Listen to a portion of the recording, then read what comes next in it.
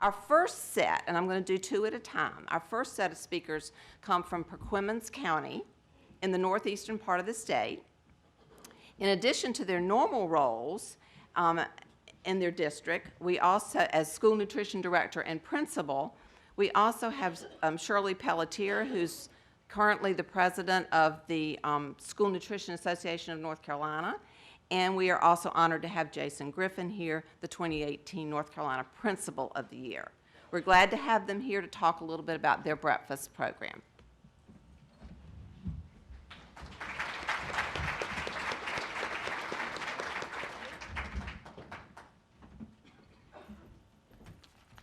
Good morning, everybody.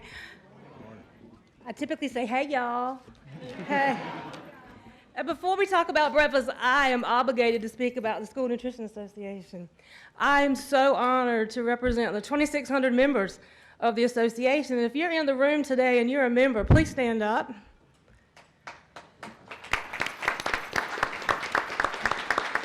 Folks, look around the room. If your area, your county doesn't have a School Nutrition Association member, you need to see me before you leave today. You're looking at the authority on school nutrition in your schools. And we pride ourselves on being that. We know the need, we have the knowledge, and we know the extent of need, and we'll be glad to share our best practices with you on behalf of our schools and the association. But let's talk about the best school nutrition staff in the state. And they're here. So I'd like to recognize the Hertford Grammar School and the Perquimans County School nutrition staff, if y'all will stand. I have the privilege of working with them every day. They're going to be recognized later. And believe it or not, we're still feeding kids today, and they're here. So students will still get fed. But let's talk about breakfast in Perquimans County. How did it come about? Breakfast in the classroom. We started about 2 years ago. And believe it or not, the request came from the principal. He came to me and said, how can we feed kids? And that's the key. The superintendent and the principal want students fed. Without their encouragement, the program's going to struggle. Now, we're lucky that both of us are data hounds. I staff by numbers, I buy by numbers, I serve by numbers. And Mr. Griffin can speak about what the numbers meant to him. Good morning. So I want to take you back to the year 1912. And when I became principal and I opened up the doors to my school, the year 1912. So when I opened up the doors to my school, I literally saw an iceberg, just like the Titanic had hit an iceberg. And when I came to the school as a principal, I had a lot to fix.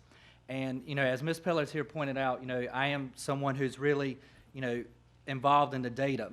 And I inherited a school that was at 42.5%. So for any administrators that are in the room, that's really bad. That's a low-performing school. In fact, schools that are being taken over and turned into charter schools, the ones that they were looking at in the state are somewhere around 40%. So in our first year, we went from 42.5 to 58.8. That was not enough.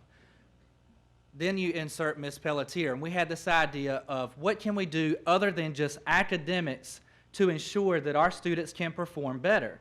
Then we started doing the research, and the research says that 17% of your kids are more likely to perform better by just eating breakfast alone. Take the teacher out of the equation. 17% of students are likely to do better just by eating breakfast. So we started feeding our students breakfast, and within 2 years, we took a low-performing school that was at 42.5% to 71.4. We are one of 6 schools now in the Northeast who's a B school.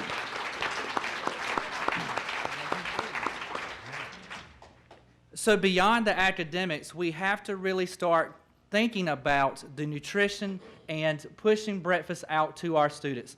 As you saw in the video from Avery County, here are some pictures from our school. We push it out on carts every single day. There are days that I push it out, my dean of students will push it out, and we have 94% of our students eating breakfast every single day. And there are no barriers. You know, if we have kids that have different kinds of allergies, peanut allergies, we serve them an alternate breakfast. You hear a lot in education about personalizing learning. We personalize breakfast for every single child every single day. And because of being able to push out the breakfast, that has truly helped our school to get to where it is today. Thank you. And our motto in our school nutrition team is every student, every meal, every day. And we're focused on that. We started at 33% breakfast participation with a 65% free and reduced rate. We piloted universal free breakfast for 1 week. When we started talking about this, I said, let's try it for 1 week and see what happens. First week, we hit 98%. What does that tell you? Students were hungry. More importantly, it levels the playing field for every student. Every student has the opportunity to start their day with a full belly so they can focus. It's about the students. It's really not about the data. I'm happy that I get credit for maybe making an impact on the increase in the schools, but it's more about feeding those students. It took us about 10 or 12 days to get our rhythm. I will be the first to tell you my staff was not really happy about it to start with, because it's extra work. You want me to do more, but you're not giving me more staff. I was committed to not buying a lot of equipment. We're going to use what we've got. We're going to make it happen. And we did. And now it's become routine. It's just part of their day. It is possible, but you have to be willing to step outside of your comfort zone. But on top of that, if you don't have the support of your administrators, your teachers, we've got custodial staff who will roll carts out if nobody else is available. We sat down and had conversations with them. What's this going to look like for you in your school? What's it going to mean for you? Because yes, there's going to be more waste in the classrooms, and that's always a concern. But there's not a barrier that's not overcomable if you have free, open, and honest communication. That's the key. There are some must-haves when you start planning a program. You must have the support of the principal. You must have the understanding of the parents of why you're doing this. You must have students that are willing to eat. You must listen to what they like and don't like. Believe me, I can tell you what will come back all the time. You know, they'll tell you as well, all right? You've got to be willing to take a risk. You've got to be willing to fail. Pick yourself off, dust yourself off, and try something else. You've got to be consistent. And the one thing I'll leave you with, there's not a one-size-fits-all program. You have to personalize it to your school. We do breakfast in the classroom in 3 different schools. It's done 3 different ways. You have to make it work for your staff. But you also have to believe that you're making an impact. The conversation started with the superintendent and I sitting across the table just talking. And I asked him, I said, what does your discipline data look like? Because here's a research project for somebody working on their thesis. Is there a correlation between discipline and breakfast? Mr. Griffin can speak to that. So to ruin the thesis, the answer is yes. So when we started looking at our data beyond the academics, we noticed a specific pattern of students getting in trouble around the times of 11 a.m. and 2 p.m. How ironic is that? And since we've pushed out breakfast, we have cut our discipline referrals back tremendously. We have less than 50 referrals this year. When I say referrals, I'm talking about, everything from kids not being prepared to class, for kids pushing and shoving. So, when we came aboard, we had about 700. So we have reduced it tremendously, and I'm, here to tell you, a lot of that has to do with getting these kids fed. Not only has the breakfast helped with having 94% of our kids eating breakfast every day, but we've also increased the amount of lunch boxes. We've also decreased the amount of Hardee's and McDonald's, because in the Northeast, we don't have Chick-fil-A and all these other places, but sometimes when kids don't eat, the parents want to bring the McDonald's and the Hardee's in the school. We've also been able to reduce that because we are giving these kids great meals every single day. And we do have an outstanding child nutrition director that, I go to her and say, hey, I went to Beasley's Chicken and Waffles in Raleigh, and it was outstanding. She's like, well, let's serve chicken and waffles on our menus, and we make that happen. we, are putting out great meals for our students. Our staff love eating, and it's truly helped our school to get to where it is today. Absolutely. I encourage you, speak to those around you, network with the counties around you, network with the schools that are doing an alternative breakfast program, and get best practices. Be willing to try. And I'm going to leave you with my favorite story of the year. So we came back to school after Christmas. It had been a long break. We got caught in all the snow and ice, so we got another little break on top of that. So this little boy comes through the line, and he's toting a brand new, he is so proud of this G.I. Joe lunchbox. He's showing it to all of us. He was so excited. I'm like, oh my gosh, great. You brought your lunch today. He said, no, I brought my lunch box. He unzipped that lunchbox, put it on the tray line, went down the line, filled it up with our food, zipped it up. I was so proud. And the one day I didn't have a camera, our kids want to eat. Thank you for what you do.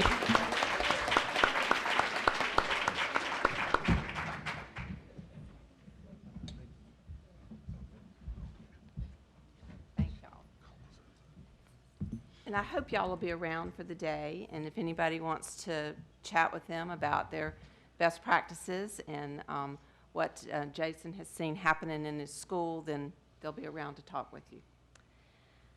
Our next set of breakfast champions comes from Bladen County, where the County Board of Education has mandated breakfast in the classroom for all 11 of their K through 8th grade schools.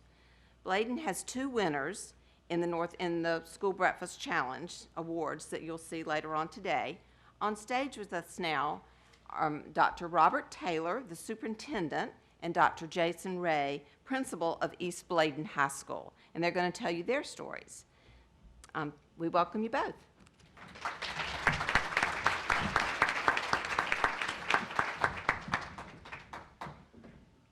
Well, good morning to you all. I hope you're having a good morning so far. I don't have a rap for you, but I may break into a rap song in a minute. Here, Dr. Jason Wray, my principal at East Bladen High School. I certainly thank Shirley and Jason for their leadership in Perquimans County. We're quite familiar with the Principal of the Year for North Carolina, so you do a great job in representing us, so we appreciate that. I do want to recognize our Bladen County people. I knew we were with the greatest child nutrition staff in the state, but I'd like to introduce the greatest nutrition staff in the nation.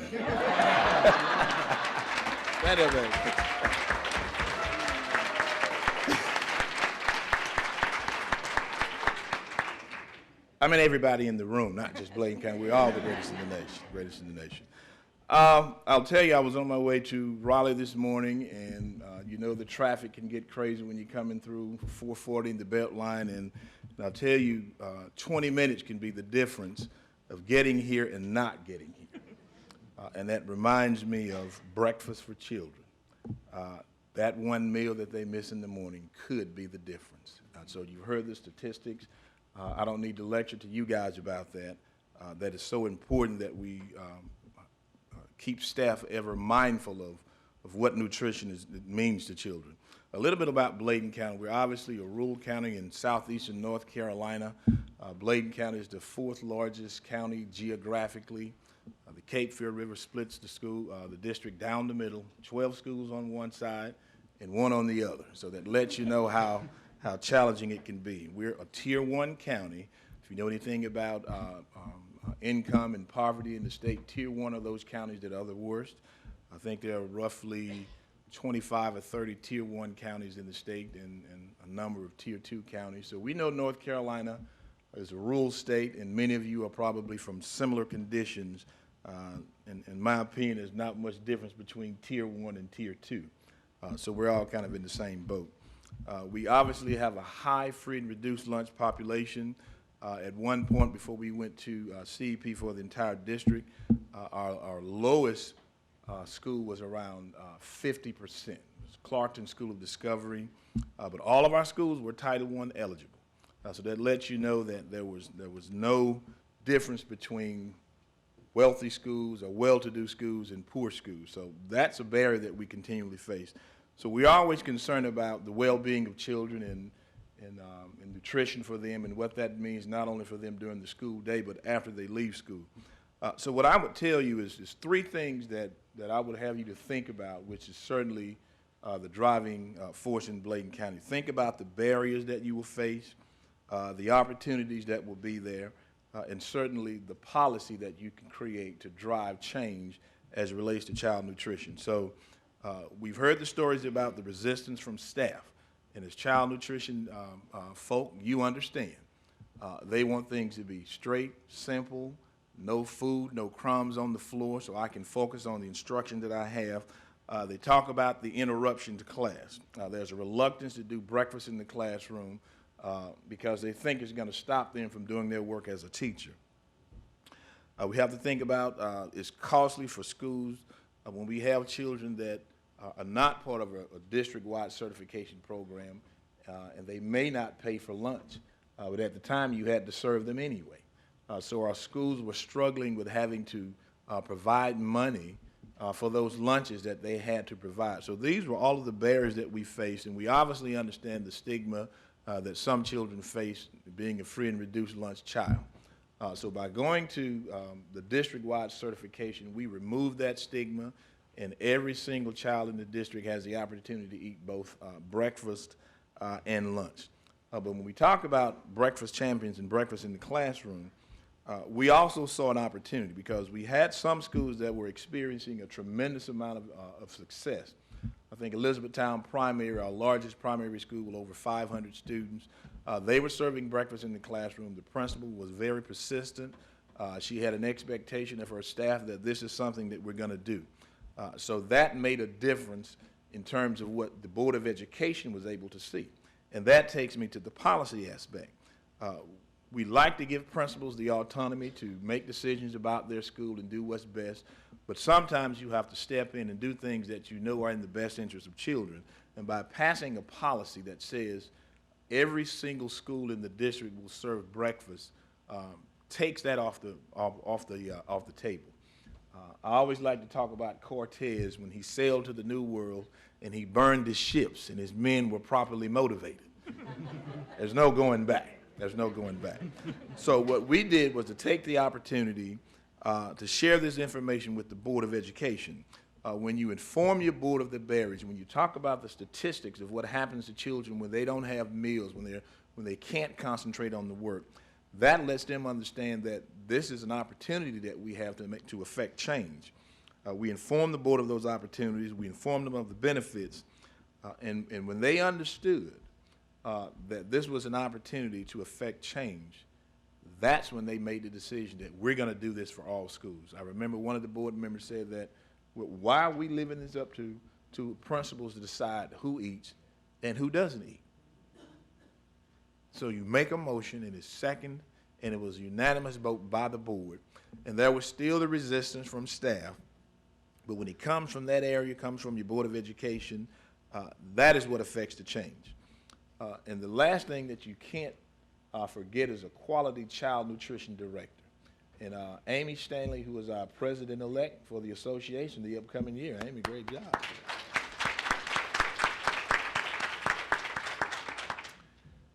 Amy and her staff made it their business to make sure that this effort would be successful. When there's something that someone does not want to be a part of, they're going to find all sorts of reasons for it not to be successful. Well, there are bugs in the room. They have to pick the trash up. We got to do this. We can't do that. Amy made sure they had serving bags. She made sure that the staff was trained. She made sure that the teachers were trained. So when we took all of those excuses off the table, there was nothing else that they could talk about. So as a result of all of this work, now we have East Bladen High School. That's the second highest increase in breakfast served in high schools in the state. And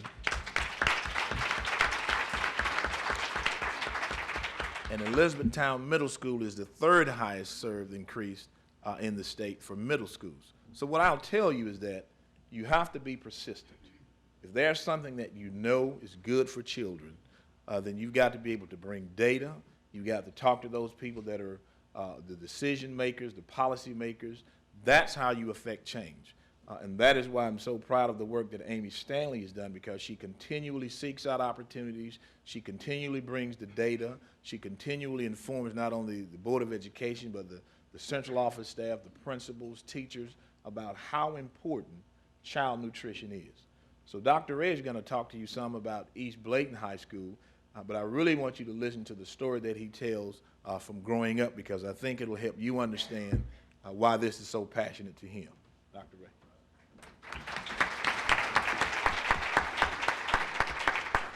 Thank you, Dr. Taylor. Good morning. Good morning. I only got a few minutes, so I want to just get into the meat of my message. I was born to a single mother with 7 children in the housing projects in Virginia. So needless to say, there was not a lot of food to go around. In fact, most days, the refrigerator was empty. But I had an outlet, school. I knew that school would serve lunch every day. I also knew that I had to go to school every day to receive that lunch. I joined the military after high school for one thing that sold me: 3 hots and a cot. And for you civilians, that's 3 meals and a place to sleep every day. And I never forgot that. When I missed the school bus, I would walk 5 miles uphill in the snow. I know y'all heard that before, because my grandparents told me that, and I tell my students that. But every year, I had a mile. And that turned out pretty good, huh? Okay. Let's fast forward to Bladen County, 2015. I recall asking Miss Stephanie Bryant, how many kids do we feed in the morning for breakfast? And she said on some days, it's less than 100. So I thought to myself, well, we got over 650 kids in our school. Don't these kids understand that they need breakfast to fuel their brain, to function properly in the classroom? So I asked her, how can we get our kids to eat breakfast? And it's kind of strange because I heard them tell the same story. How can we get the kids to eat breakfast? She said, well, we can try a second chance breakfast. And I thought, in a high school? That might not be good. So the first iteration of that was we decided to extend the morning when the kids come in at 7:45 to about 8:10. So the extra time, but it's high school. So they took the extra 10 minutes to socialize. And that's all they did. We had teachers trying to go in the cafeteria, eat, go in the cafeteria, eat. But all they did was stand around and talk. So I thought that's not going to work. So we decided to modify our schedule and put 10 minutes between first and second period for second chance breakfast. So we allowed the kids to come downstairs at 9:30, and they had 10 minutes to go in the cafeteria and eat breakfast. However, that didn't work neither. It was social hour, and then one day, believe it or not, the superintendent was visiting, and they got into a fight, 6 kids. And the superintendent standing right there, and I'm looking at him like, this ain't gonna turn out well.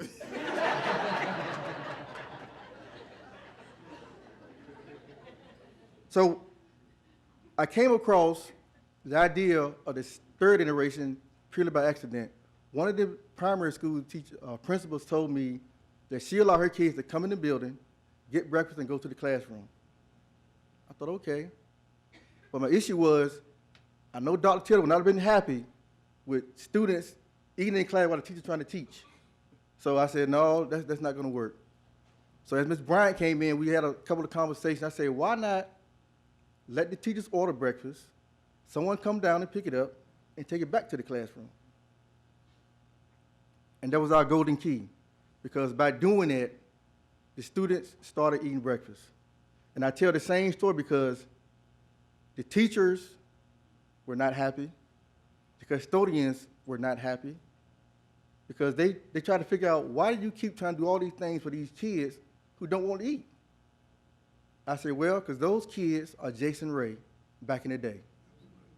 And I'm not going to let what happened to me happen to them. So as we went along, the custodians, complained about the kids be dropping and spilling food. I said, these are high school kids. If we give them expectations, they will follow them. And that's exactly what happened. So as we move forward, we had teachers who would get rosters but would not order breakfast. So I asked Ms. Bryant which teachers are ordering breakfast, which teachers are not. And when she shared it with me, I went to the teacher's classroom and asked them why they're not following our expectations. Because this is for every child to eat breakfast. Ms. Bryant was running around school, collecting forms, trying to get kids to eat breakfast. Now I can tell you something about Ms. Bryant. Whenever we do something in school, she always comes to me to figure out where can we do second chance breakfast.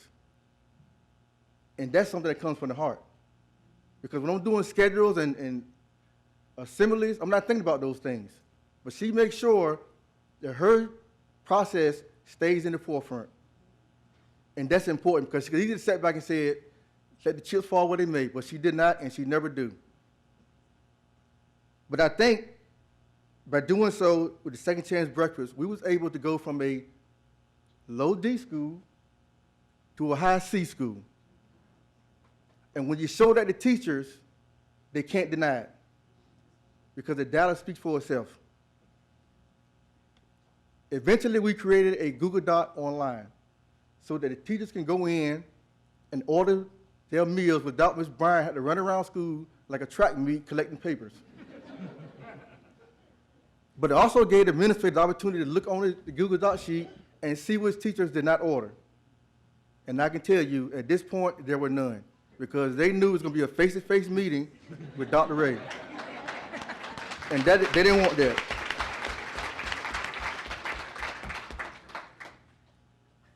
The results of students eating is evident.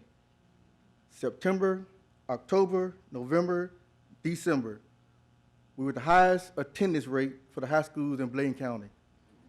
Now, we just lost the pennant yesterday, but when I wrote this speech, we was the number one. just so you know. It also increased or decreased discipline. And you heard the principal say that also. It also decreased discipline. All those things helped our students get better. And it showed them something else, that we care about them. That's what it did. Even though the adults in the school couldn't see that, the kids knew. They knew that we cared. They would come to me like, when we have a 2-hour delay, they would say, are we going to have second chance breakfast? Because that's important to them. And we as adults have to recognize that all the frustrations, all the hard work, all the fights, all the social gatherings was just something to put us on the right path to be successful. So ensuring that students eat at least 2 healthy meals a day plays a huge role in any school's success. But it's people like Ms. Bryant, stand up, Ms. Bryant.